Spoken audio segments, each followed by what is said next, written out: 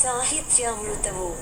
సాహిత్యామృతము అను ఈ శీర్షికలో మధ్య పట్టికలోని 4 తెలుగు పదములందు ఖాళీగా వదిలి వేయబడిన ఆ మొదటి అక్షరములేమిటో ఆ పట్టికకు ఇరువైపులా ఉన్న తెలుగు మరియు ఇంగ్లీష్ పదముల ఆధారముల సహాయముతో 1 నిమిషములోగా పూరించండి. అటుపై మా సమాధానముల కొరకు మరొక్క నిమిషము పాటు నిరీక్షించండి. సాహిత్యామృతము.